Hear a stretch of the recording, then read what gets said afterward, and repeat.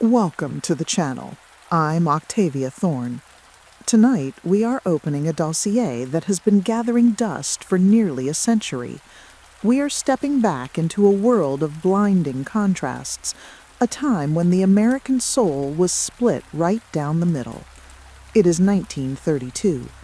If you walk down one street in New York City, you are met with the hollow eyes of the breadlines, men in worn coats waiting for hours for a ladle of soup. But turn the corner, cross the velvet rope, and you enter a world of frantic, desperate opulence. This is the era of the Great Depression, but it is also the era of the gilded void. And it is in this void that we find our subject for tonight, the 22-year-old heiress who walked out of a charity gala and simply ceased to exist. To understand how a woman surrounded by wealth, servants, and the press could vanish into thin air, we first have to understand the stage upon which she lived. The year 1932 was a tipping point. The stock market had crashed 3 years prior, metastasizing into a global catastrophe. Yet the machinery of high society continued to turn, fueled by a terrifying need for distraction. The wealthy weren't just partying, they were performing. They were trying to prove they were still relevant, still safe, and still in control. But the cracks were showing. The event in question was the Spirit of Adventure Charity Carnival, held on Tuesday, May 3, 1932. The venue was Madison Square Garden. Now, typically, the garden was a place for boxing matches and circuses, smelling of sawdust and sweat, but on this night it was transformed into a temple of high culture. Over 15,000 spectators packed the stands. The air was thick with the scent of expensive perfume, stale cigar smoke, and the electric tension of a crowd watching the elite at play. The centerpiece of the evening was a pageant produced by Lila Agnew Stewart for the Judson Health Center. It was a masterclass in excess. The program called for over 1,000 performers. The theme was the awakening of youth to adventure. The star of the show was the real-life Woolworth heiress, Barbara Hutton, cast as the Spirit of Adventure. She wore a shimmering silver dress and a crown, looking, as one reporter put it, like a living Statue of Liberty. She stood on a pedestal, immobile, iconic, and entirely on display.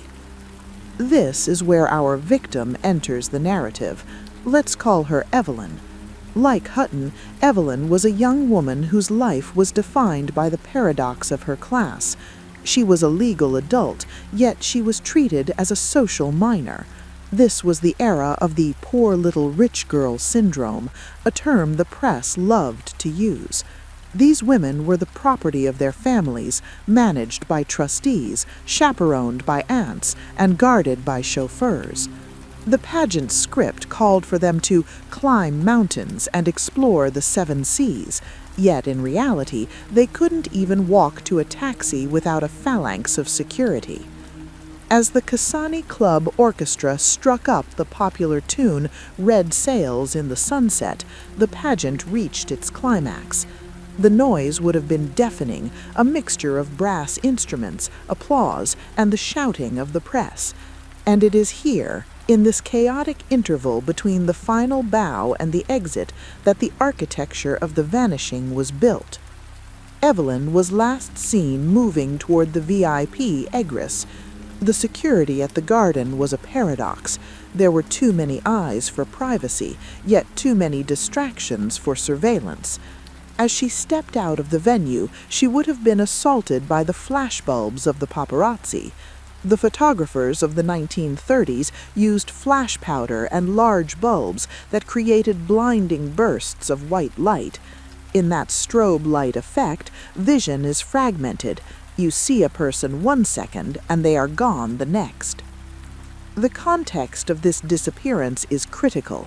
Just 2 months prior, in March 1932, Charles Lindbergh Jr., the son of the most famous man in the world, had been kidnapped. The crime of the century had shattered the illusion that wealth provided safety. The public's relationship with heiresses like Evelyn shifted from envy to a morbid voyeurism. They were watched, they were targets. The snatch racket, as the kidnapping was grimly called by the tabloids, was a booming industry. When Evelyn failed to return home that night, the machinery of the investigation began to grind, but it was rusted by the social norms of the time. Initially, the family would have hesitated to call the police. In the 1930s, a missing daughter was a scandal before it was a tragedy. Families often feared that the disappearance was actually an elopement or a secret marriage. They feared the headlines more than the kidnappers. This delay, this golden hour lost to the fear of impropriety, is often where these cases were lost. Police eventually combed through court records looking for the usual suspects: disinherited relatives, former chauffeurs with a grudge, or secret lovers. They analyzed insanity proceedings and trust fund allocations, looking for a motive. But as the days turned into weeks, the investigation shifted from a local inquiry to a federal manhunt. This brings us to the forensic methodology of the 1930s. Prior to 1932, if a victim was taken across state lines, local police had no jurisdiction. The Lindbergh Law, or the Federal Kidnapping Act, changed that. It brought in the Bureau of Investigation, the precursors to the modern FBI. Men like Inspector E.J. Connolly, a legendary figure in the Bureau, brought a new kind of scientific crime detection to the table.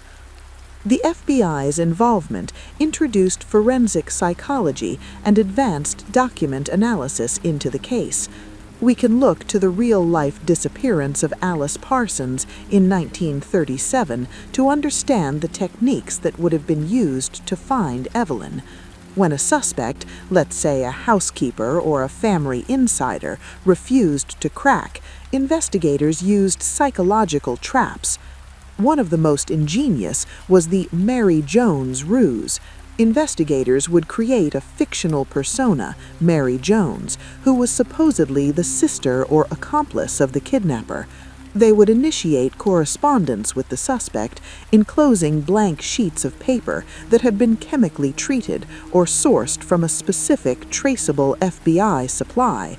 The goal was to see if the suspect would use that specific paper to reply, thereby proving they were in communication with the kidnapping ring, even if the ring was a fiction created by the FBI. It was a game of chess played with invisible ink and watermarks.